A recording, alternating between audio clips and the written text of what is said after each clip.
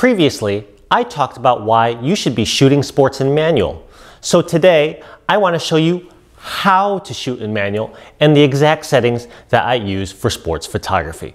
So let's gear up and let's get started.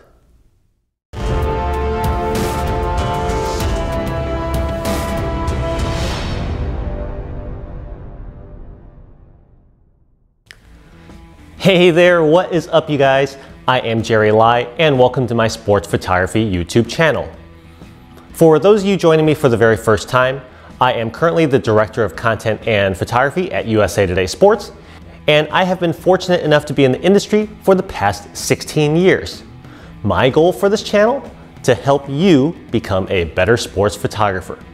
If you think that I could help you out, hit that like button and subscribe.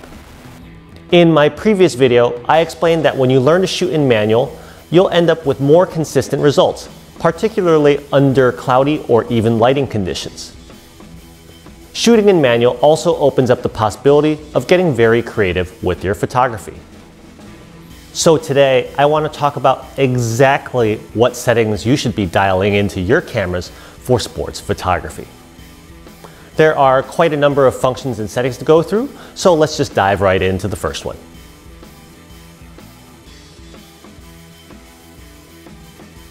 First up, let's talk about your drive mode. This will tell your camera exactly how many frames per second you take when you press down on the shutter release. Out of the box, it's probably set to single frame mode, but of course you have the option of low frames per second or high. For sports, you want to put your motor drive on high and max out your camera's frames per second. This will give you the best chance of freezing your action at that peak moment.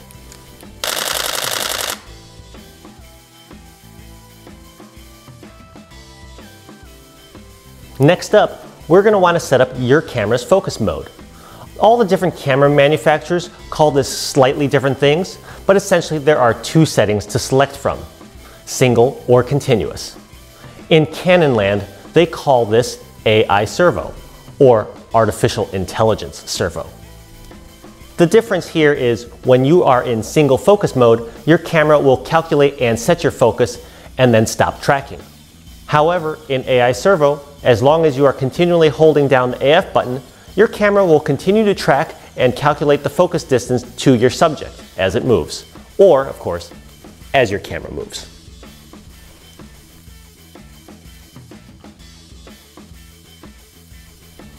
Now, let's talk about selecting your camera's focus point. By default, your camera is going to engage all autofocus points in your camera, aka the ring of fire. Depending on what camera you have, you might have hundreds of them to select from.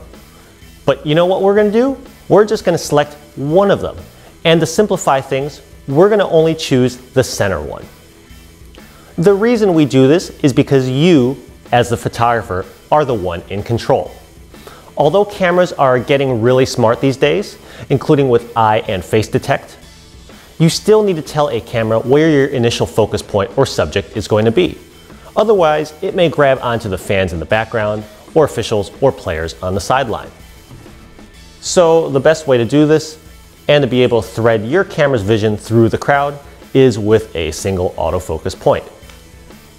This does take a little bit of practice, and if you're not fully comfortable using just a single point, you could expand to a handful of points surrounding it if you'd like.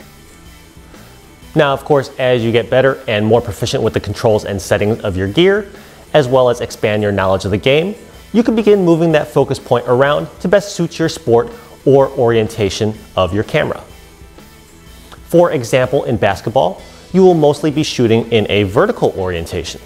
So you can move the focus point off center so that it's more likely positioned on a player's head when they jump or when they shoot.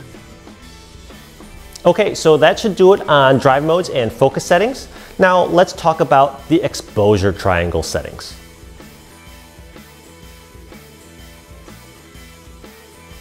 When it comes to sports photography, shutter speed is the most important part of the exposure triangle. With sports, you need a high shutter speed to freeze the action. If you use too low of a shutter speed, your photos will have motion blur and possibly become unusable. So this is the setting that you want to dial in first before you think about setting your aperture and ISO. So that said, my default for sports photography is generally around 1/1600th of a second. I find that this gives me enough speed to freeze pretty much all normal human movement and still allows me to fine-tune my exposure by 1/3 to 2/3 of a stop as necessary depending on lighting conditions. I touched on this fine-tuning in my previous video on when or why I might even want to do this. Now, why only 1/1600th of a second? Why don't I set it higher? Well, like I said in my exposure triangle video, there is no free lunch in photography.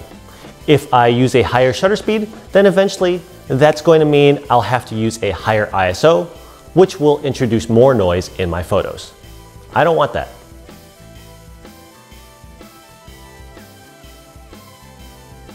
After setting our shutter speed, you want to set your aperture. In sports, we want a wide open aperture, as wide as your camera allows. This means you want your f-stop to be as low as your camera allows it to be set at. For most pro sports photographers, this is almost always f2.8 or f4.0. The reason we shoot with a wide open aperture is twofold. First, it will allow your background to fall away, thus beautifully isolating your subject or subjects in your frame. Second, it will allow you to keep your ISO as low as possible, thus reducing the noise and artifacts in your photos.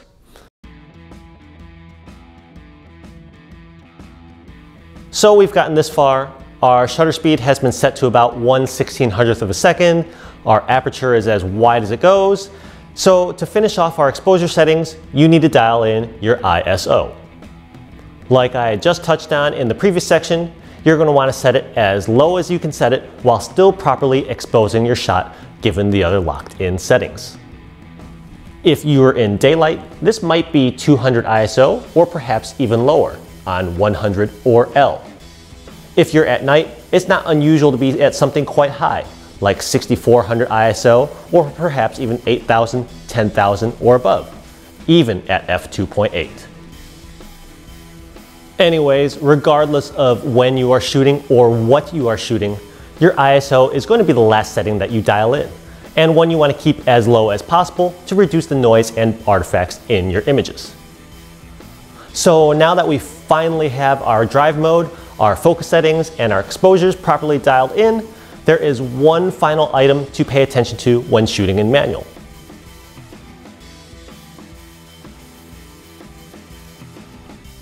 Okay, so I admit it, auto white balance is actually pretty good.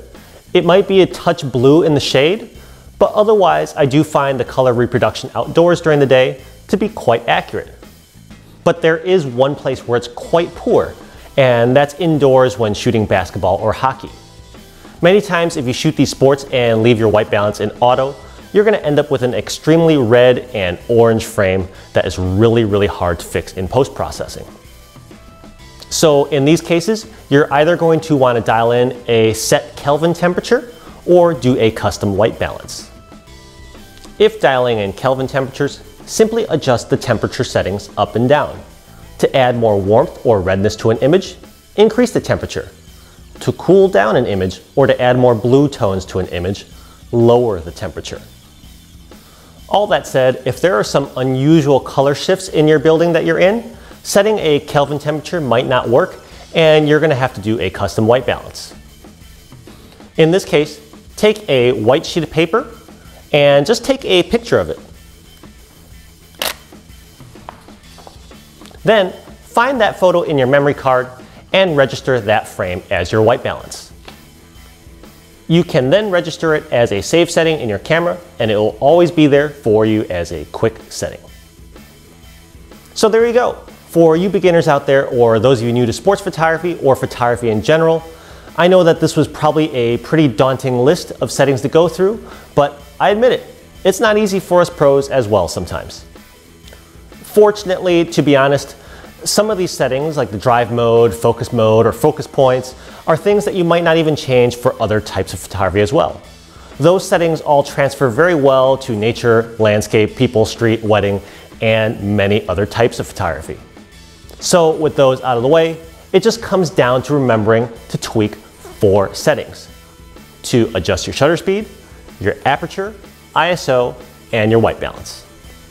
With a little bit of practice, you will get more comfortable with the settings and begin to dial and fine-tune them with ease like myself. Maybe even without even having to look at the buttons that you're pushing. Anyways, that's it for my video today on settings to use when shooting sports in full manual mode. Again, it is a useful skill in your toolbox to have if you want to get consistent results in your images and to increase your keeper rate. If you have any questions, don't hesitate to leave me a comment in the section down below. I am committed to answering any questions that you may have because it is my goal to help you become a better sports photographer. Thanks again for watching my video today. As always, if you enjoyed the content of the show, press that like button and consider subscribing. Thank you again for watching today. I can't wait to see you all again next time. Bye now.